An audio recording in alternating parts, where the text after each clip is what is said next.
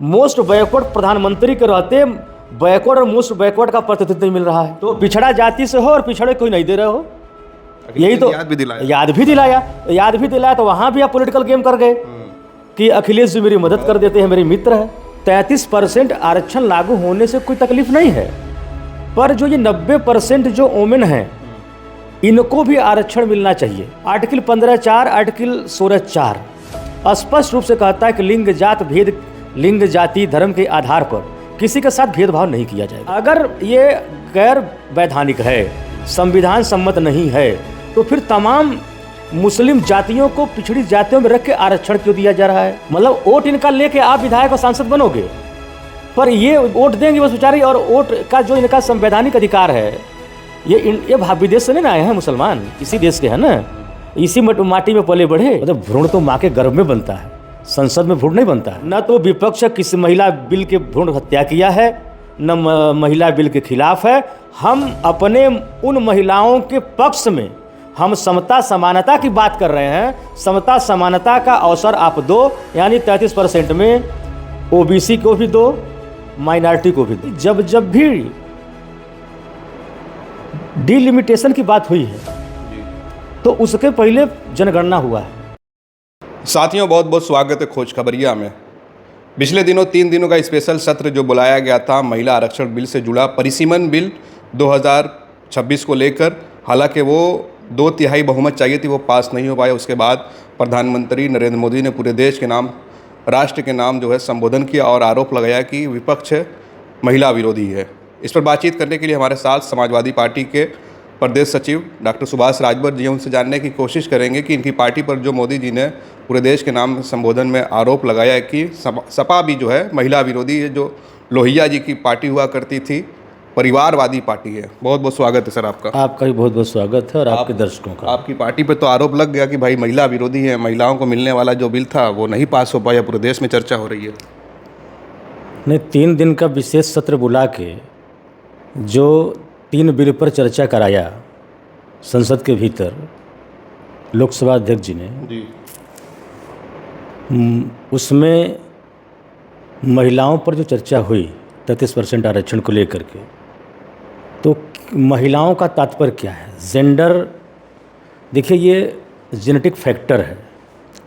जैसे genetic factor में जाति, धर्म, जन्म का कर्म, ये लिंग, ये निर्धारित होता है जी। उदाहरण के तौर पर मैं राजभर जाति में पैदा हुआ तो मैं राजभर कहलाने लगा। मैं पहले पैदा हुआ इसलिए पहला लड़का कहलाया। आप इस्लाम परिवार में पैदा हुए तो आपका नाम इस्लामिक नाम रखा गया और आपको इस्लाम का पूरा संस्कार दिया गया, ठीक है।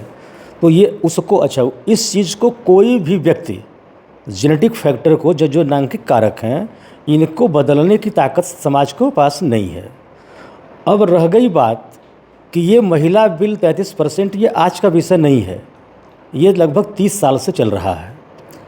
और भारतीय जनता पार्टी के गलत मंसूबों के कारण यह महिला बिल आज तक लटका और अटका हुआ है।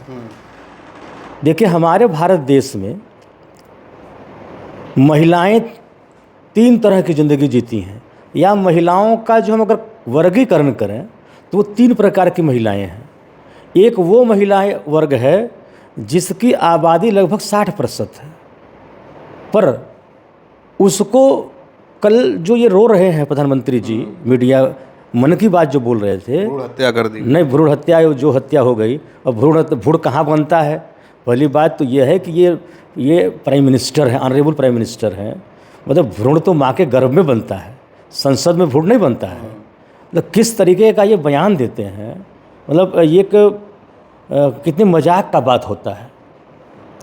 ये नॉनसेंस टाइप का बयान है और पॉलिटिकल एडवांटेज लेने का ये बयान है।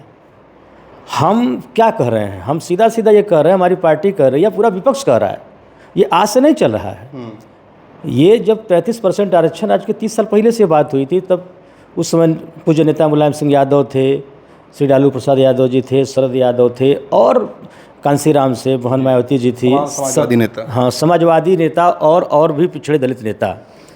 हमारा सीधा सीधा ये कहना है कि पहले 3 क्लास बता दें, जो 60% वो इनके मन की बात सुनी जरूर होंगी पर कुछ नहीं समझ में आया होगा, ये महिला आरक्षण क्या है, महिला बिल क्या है।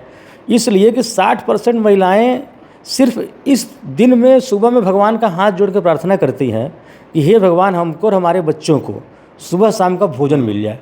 उनको सिर्फ भोजन से मतलब है। गृहिणी जो है, गृहिणी और गरीब गृहिणी, ऐसे 60% संख्या इनकी, बहुत बड़ा संख्या है, मत सही है।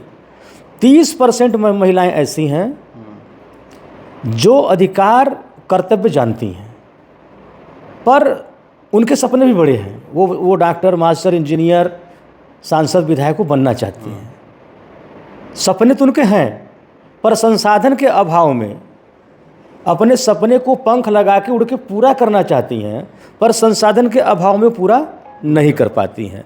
तो 60-30 हो गया 90, बचा 10%। 10% ही हमारे यहाँ कुलीन महिलाएं हैं जिन्हें हम इलीट वोमेन कह सकते हैं या इलीट सोसाइटी का वोमेन कह सकते हैं, प्रिविलेज जिसको कहा जाता है। यस, नहीं ये प्रिविलेज अलग हो गया। मेरा कहने का तात्पर्य कि ये संपन्न वर्ग की महिला है 10%, जिनके पास अधिकार की भी है, अधिकार की जानकारी भी है, कानून की भी जानकारी है, सब कुछ है उनके पास, सारे संसाधनों से ओतप्रोत हैं। ऐसे में ये बीजेपी सरकार ये चाहती है कि जो हमारा परसीमन होना है और परसीमन से पहले सेंसस होना चाहिए, क्योंकि जब जब भी डिलिमिटेशन की बात हुई है जी, तो उसके पहले जनगणना हुआ है, सर्वे हुआ है। जब तक आप डेटा कलेक्ट नहीं करेंगे कि जनसंख्या कितनी हो गई, तो 2011 का डेटा तो है, उसी से कह रहे हैं क्या 2011 की जो जनसंख्या थी आज 2026 में जनसंख्या है क्या? आंकड़ा है सरकार के पास? कुल अब तक 4 गणना हुए हैं। पहला 51 में चालू हुआ, 52 में आया, फिर दूसरा 61 में चला, 62 में आया, फिर तीसरा हुआ 71 में, लागू हुआ 76 में। उस समय तब जो है पहले 10% बढ़ाया गया था, उसके बाद इंदिरा जी ने फिर उसको 543 कर दिया। फिर उसके बाद 1971 में सेंसस हुआ और ये लगभग मुझे याद होना चाहिए कि 44वां 84 संशोधन था कॉन्स्टिट्यूशन का, तो उसमें भी 543 ही रखा गया। और बाद में जब श्री अटल बिहारी वाजपेयी जी प्रधानमंत्री बने तो वो सर्वे नहीं करा पाए, इसलिए वो 2000 पीछे की मान कर उसी आंकड़ा को मान के वो जो है वहीं 543 को फ्रीज कर दिया। अब आ गई 2026 की बात। ये 2023 में नारी बंधन शक्ति या जो भी है अधिनियम के द्वारा, अधिनियम तो इन्होंने पास कर लिया, इनके पास बहुमत था, लेकिन ये अमेंडमेंट होना था और संशोधन कानून मतलब संविधान में तभी संशोधन होगा जब 2/3 बहुमत होगा। तो हम लोग सिर्फ एक बात कह रहे हैं, पूरा विपक्ष एक बात कह रहा है कि हमको 33% आरक्षण लागू होने से कोई तकलीफ नहीं है, पर जो ये 90% जो वोमेन हैं इनको भी आरक्षण मिलना चाहिए और उसमें पिछड़ी जात को भी मिले। भाई उन नारी शक्ति बंधन जो अधिनियम है उसमें 1/3 अनुसूचित जात जनजाति की महिलाओं को तो ये रखे हैं, लेकिन ओबीसी को रखे नहीं, माइनॉरिटी को रखे नहीं। अब सवाल यहाँ अच्छा, सदन के अंदर मुझे बहुत आश्चर्य लगा कि जो भारत देश के माननीय गृह मंत्री हैं, जब हमारे माननीय राष्ट्रीय अध्यक्ष ने कहा कि मुस्लिम महिलाओं को भी आरक्षण मिलना चाहिए, तो उस पर उनका जवाब क्या था? धर्म के आधार पर नहीं, उन्होंने कहा यह अनकॉन्स्टिट्यूशनल है, ये संविधान के खिलाफ है। जी, कैसे खिलाफ है? आर्टिकल 15(4), आर्टिकल 16(4) स्पष्ट रूप से कहता है कि लिंग जात भेद, लिंग जाति धर्म के आधार पर किसी के साथ भेदभाव नहीं किया जाएगा।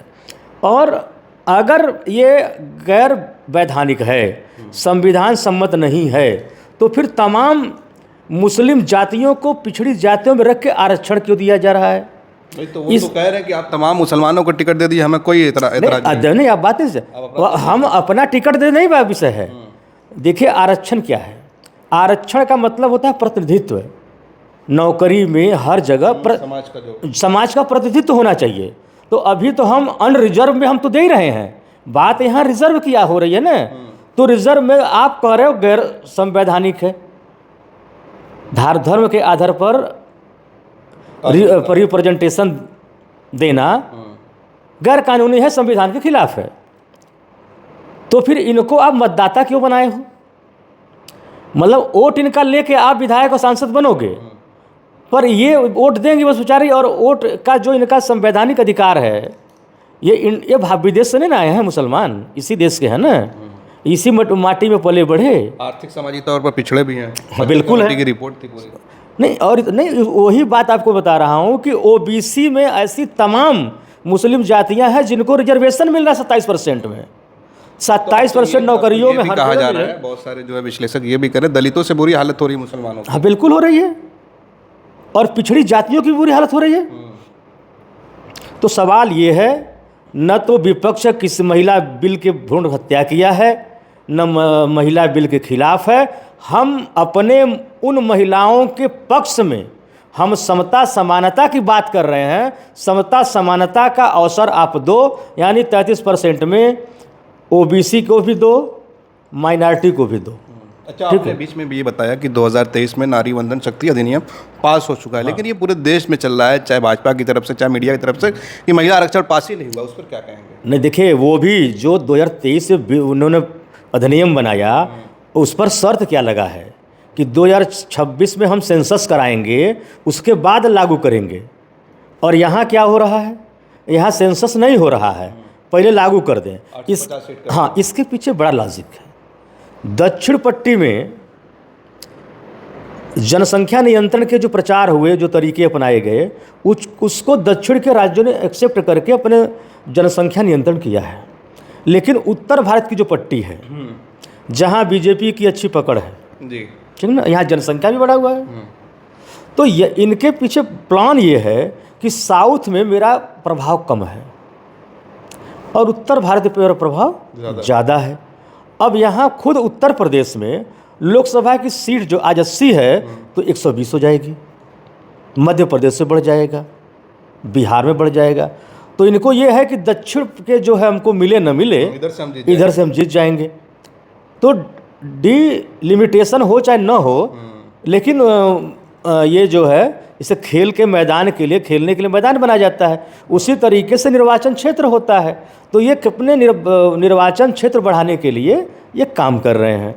तो मैं मूल रूप से कहना चाहूँगा अमित शाह जी के बात पर कि एक बात और कहे थे हमारे शीर्ष नेता धर्मेंद्र यादव जी ने, जब कहा था कि मुस्लिम महिलाओं को भी इसमें जोड़ा जाए, पिछड़ी जाति की महिलाओं को भी जोड़ा जाए, क्योंकि प्रतिनिधित्व उनका भी होना चाहिए। आरक्षण शब्द तो गलत है, प्रतिनिधित्व शब्द सही है, उनका प्रतिनिधित्व नहीं है। अभी मात्र 10% जो है महिलाओं का प्रतिनिधित्व है विधानसभा लोकसभा के अंदर। तो वो कह रहे, और सर इन्होंने क्या कहा कि जनगणना चालू कर दिए हैं। तब हमारे धर्मेंद्र यादव सांसद जी ने कहा कि उसमें आपने तो जाति का कॉलम ही नहीं बनाया है। तब इनका कहना था अभी हम घर की गणना कर रहे हैं, और आप लोग चाहते हो कि घर भी जाति हो जाए। बाकायदे अपने स्टेटमेंट दिया है, रिकॉर्ड में वो है कि क्या आप चाहते हैं कि हम धर्म, मतलब घर को भी धर्म, ये जाति जोड़ दें? अरे भाई, वो जुड़ा हुआ है, आप एक ही चीज़ को दो बार क्यों करा रहे हो? निशिकांत दुबे ने तो एक मंत्र पढ़ कहा ना कि हम ना ओबीसी को अलग मानते, ना दलित को, हम सबको एक मानते हैं। निशिकांत दुबे की तो बातें मत करो, वो ले मैन आदमी से उसके। तो अखिलेश यादव ने कहा कि भाई हमारे साथ जो कन्नौज में मंदिर पे जाने पर हुआ, बताइए मंदिर धो दिया। वो निशिकांत दुबे तो एकदम ले मैन है, उसको तो कैसे वो सांसद बन जाता है, भगवान भरोसे है। वो ऐसी ऐसी बात बोलते हैं जिसको संसदीय परंपरा में स्वीकार ही नहीं किया सकता है। क्या आज के भारतीय सभ्यता में या पूर्व में कभी इनकार किया गया कि जातियों का देश नहीं है, ये धर्म का देश नहीं है? आप फिर हिंदू धर्म क्यों चिल्लाते हो? मोदी जी तो कह रहे हैं कि मैं पिछड़ा जाति से हूँ। तो पिछड़ा जाति से हो और पिछड़े कोई नहीं दे रहे हो, यही तो याद भी दिलाया। तो वहाँ भी आप पॉलिटिकल गेम कर गए कि अखिलेश जी मेरी मदद कर देते हैं, मेरे मित्र है। तो वो आदमी उसी पर ओम प्रकाश राजभर बोल दिए कि ईडी उसके बाद सीबीआई में सिफारिश हाँ सिफारिश कराते हैं। तो उनको तो चाहिए मौका। अब जबकि उनको ये चुभने वाला सवाल था कि आपको पिछड़ा भी नहीं कह रहे हैं, अति पिछड़ा, मोस्ट बैकवर्ड में हूँ। मोस्ट बैकवर्ड प्रधानमंत्री के रहते बैकवर्ड और मोस्ट बैकवर्ड का प्रतिनिधित्व नहीं मिल रहा है। ये हमारी जो महिलाएं हैं, मुस्लिम महिलाएं, इनको प्रतिनिधित्व नहीं मिल रहा है। इससे खेदजनक बात क्या हो सकता है? अच्छा, एक आखिरी सवाल मैं लूँगा। एक सवाल का जवाब मैं पूरा नहीं हो पाया कि जो उन्होंने कहा कि अभी घर का सर्वे कर रहे हैं, आप चाहते हो कि घर को भी जाति बदल दे? अरे भाई, जिस घर में जो रहता है, आप घर का सर्वे करने जा रहे हो तो उसमें से घर कोई आदमी निकलेगा ना, तो उसी समय पूछ लो ना कि आपकी जाति कौन है। मतलब एक ही चीज़ को 2 बार में आप करोगे। और अमूमन गाँवों में, हम ये नहीं कह रहे हैं कि सोसाइटियों में जो बसे हैं, अमूमन गाँवों में पता है ये राजभरों की बस्ती है, ये मुसलमानों की बस्ती है, ये पटेलों की बस्ती है, ये अहीरों की बस्ती है, ये रिकॉग्नाइज है। मतलब लगता है कि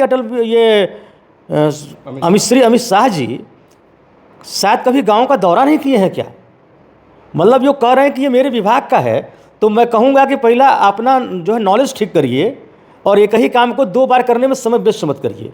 जब आपका सेंसस करने वाला वर्कर जा ही रहा है तो पहले घर का वो देखेगा, घर संख्या 1, तो घर संख्या 1 देखे, उसके बाद अगला कॉलम उसी से बना दीजिए कि जाति कौन है, लिख दिया जाति भर। आगे बढ़े, मान लीजिए कुर्मी है तो घर में पहुंचा तो उसको पता चल जाएगा। ऐसा तो है नहीं कि घर में कोई रहेगा ही नहीं, रहेगा तो तुम घर का नंबरिंग भी कर लोगे और साथ में उसकी जाति भी कर लोगे। तो मैं आपके माध्यम से श्री अमित शाह को मैं ये बताना चाहता हूँ 2 बात कि एक, आप जो कह रहे हैं कि धर्म के आधार पर आरक्षण का कोई प्रावधान नहीं है। पहली बात तो कॉन्स्टिट्यूशन में आरक्षण शब्द ही गलत कर लिया ही, कहीं वहाँ रिप्रेजेंटेशन की बात की गई है, न कि रिजर्वेशन की बात की गई है। जो पिछड़ा है आर्थिक रूप से, सामाजिक रूप से, उसको हर हाल में विकास के मुख्य धारा में लाने के लिए उनको प्रतिनिधित्व मिलना चाहिए, चाहे वो नौकरियों में हो, चाहे सदन में हो, चाहे व्यवसाय में हो। एक आखिरी सवाल ये है कि जब से ये 54 वोटों से बिल गिरा है, उसके बाद से पूरे प्रदेश भर में अखिलेश यादव का और समाजवादी पार्टी का झंडा जगह जगह जलाया गया। लेकिन सबसे बड़ी खबर लखनऊ से तब निकल कर आई जब नेताजी की दूसरी बहू जो भाजपा में अपर्णा यादव, उन्होंने उस झंडे को जलाया जिसमें अखिलेश यादव की भी तस्वीर थी। उस पर क्या कहेंगे? देखिए, उस पर मैं बहुत कुछ नहीं कहना चाहूँगा। और अर्पणा सिंह जी, अब तो यादव कहना उचित नहीं लगेगा, वो अर्पणा यादव नहीं है, अर्पणा सिंह है। क्योंकि उस परिवार में जब वो रही तो यादव थी, अब वो सिंह हो गई हैं। तो सिंह होने के नाते यादव का उन्होंने पुतला जला दिया।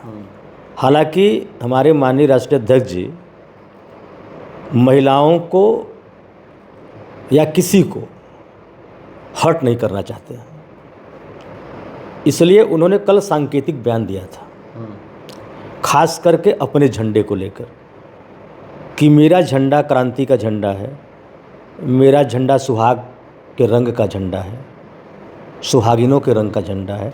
मतलब मेरे झंडे का जो कलर है इसका बहुत बड़े पैमाने पर महिलाओं के लिए प्रयोग होता है। फिर भी हम जो है उनका दिल हर्ट नहीं करना चाहते हैं, जिसको जलाना हो जलाए। लेकिन 33% आरक्षण तभी लागू होगा, तभी संविधान संशोधन होगा, जब तक कि इसमें ओबीसी जाति को प्रतिनिधित्व और खासकर मुस्लिम महिलाओं को प्रतिनिधित्व नहीं दिया जाएगा। ये चाहे ये इसीलिए 400 पार का नारा लगा रहे थे, आप समझ रहे हैं ना। पिछले लोकसभा के चुनाव में 400 का पार का नारा यही लगा रहे थे, तभी हम लोग सचेत हो गए थे। सब पूरा ओबीसी SC ST सब और मुसलमान सचेत हो गए। हम लोग समझ गए थे क्या होने वाला है। ये बाबा साहब का पूरा संविधान उठा कर पटक दिए होते, फेंक दिए होते। जैसे बाबा साहब ने मनुस्मृति को जला दिया था, उसी तरीके से ये बिल पास करके इसको जला देते। चलिए, बहुत सारी बातें हुई और जिस तरह से सुभाष राजभर जी ने बात कही है, हर सवाल का जवाब दिया और अमित शाह के उन सवालों का जवाब दिया जिस पर बहुत सारे नेता नहीं बोल पाए। इस पूरी बातचीत को लेकर आप क्या सोचते हैं, अपनी राय ज़रूर कमेंट करें। आप देख रहे थे खोज खबरिया, बनारस से मैं उबैद, बहुत बहुत शुक्रिया।